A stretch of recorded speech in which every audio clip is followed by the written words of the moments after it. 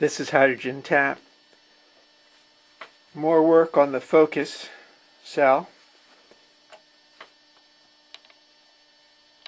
You can see now there are 4 electrodes on this unit. These 2 are the water level sensors, and I'll show you how they work.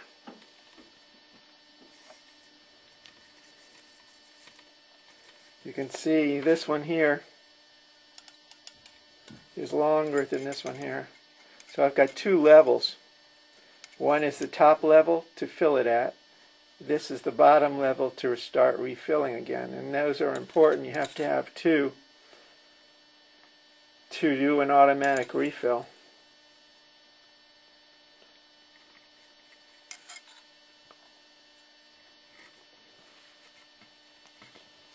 And there's the focus cell. A lot of people asking about the straps. Here's the strap. One thing you should note is it goes all the way to the bottom of the cell, and it's snug against the last plate on both sides. You can see how it's done here.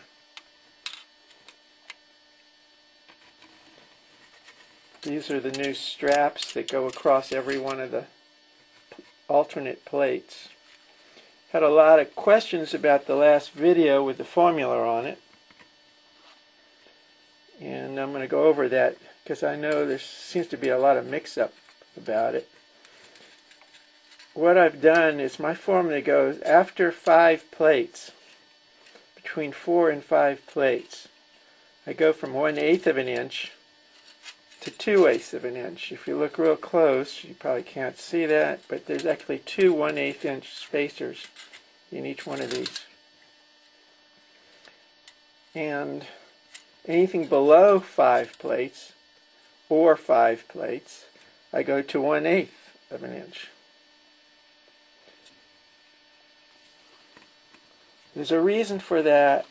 This is not, when I say that I'm making the ultimate or the most hydrogen, what I'm actually doing is spacing the plates so that it gets the most at whatever rate that you set it at. In other words, if we put more electrolyte in here, we're going to get a tremendous amount of hydrogen out, but I'm going to get as much hydrogen out of here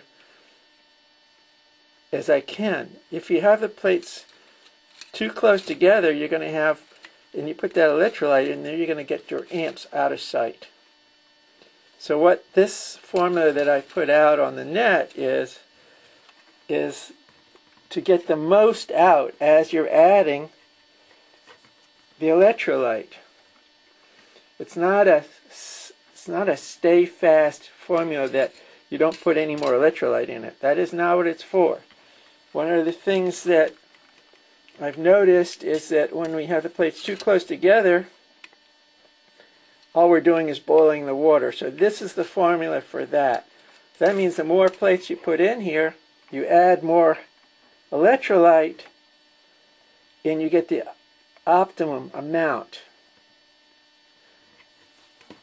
Remember, this formula needs a little tweaking, and I'm going to be doing that, and that's that number, the 720 number. That's what we tweak it at. But at this point in time, what I'm doing is using the 5. So every 5 plates, I'm going to up it 1/8 of an inch. So there's 10 plates here. So I've got 2 1/8 inch, or two 1/8 inch spacers in here. So every 5 I add an extra spacer. You can see the bottom. This is all stainless steel. Again, these are the 2 water sensors. Everything's stainless steel in this setup. So the way you do it, grab the whole unit, and it goes right in. One of the things I'm wrestling with right now is I want to seal this unit. I'm not going to have it so it's open like the Aaron cells. The Aaron cells that are out there are made for lab use.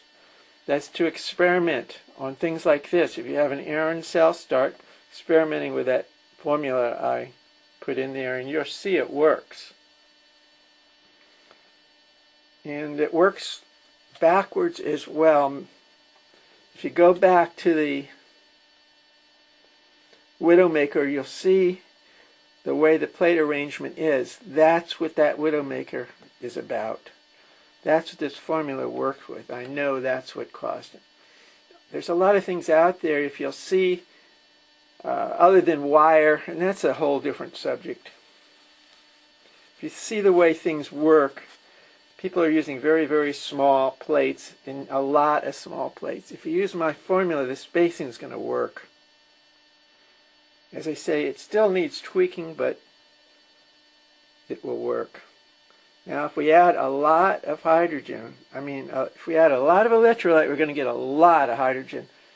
Only we're going to get the right amount of hydrogen, meaning that if the plates were closer than they should be together, all you're going to do is boil the water. There's another thing I want to make clear. In the last video, I did get a question about whether the plates were 2/8 of an inch apart or not. In the front of that video, the plates are 2/8 of an inch apart. And then the last part of that video, I show only 3 or 4 plates making a lot of hydrogen, and that is 1/8. That was to demonstrate the formula. So back to 3 or 4 plates, I brought the plates back to 1/8 of an inch. Make sure you note that there are 2 different plate arrangements on there. I'm still getting emails from people that are talking about brute force electrolysis, and that's essentially what we're doing here. I'm not advocating the fact that we don't add or don't bring the amperage up. That's not what this formula does. The amperage can be brought up, and you'll get much, much more hydrogen. And I'm going to show you what we can do. But what this formula does is allow you to bring that amperage up by using more electrolyte and get the right amount of hydrogen out instead of boiling the water. I'll show you. Got it set in the tank. I'm going to start it up. Oops. Okay, let's start it up here.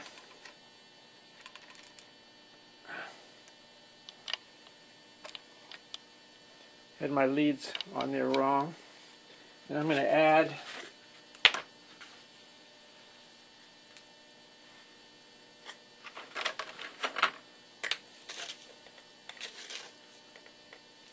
some more electrolyte in here. Okay. These test clamps I've got probably won't hold this power. I brought it up to 25 amps. These plates are 2/8 of an inch apart.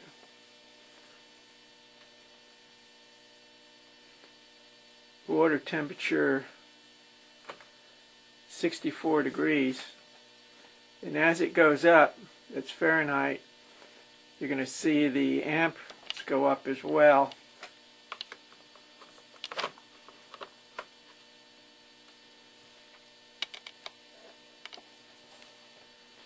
Now when you have the plates this far apart, you got to put more electrolyte in it.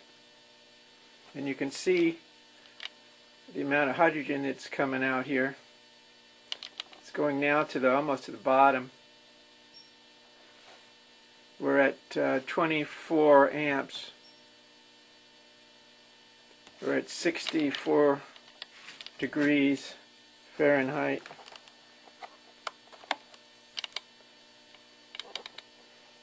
And now the hydrogen is really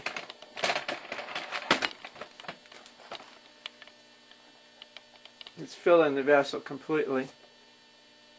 That's at 24 amps. Probably going to melt the wires here. This is 10 plates, 24 amps, and I've got a lot of electrolyte in there. But the plates are spaced 2/8 of an inch apart. So when you start spacing the plates farther apart, you have to add a lot of electrolyte, but that doesn't matter. As you can see, the vessel is full, and I'm going to have to turn it off. It's just too much hydrogen.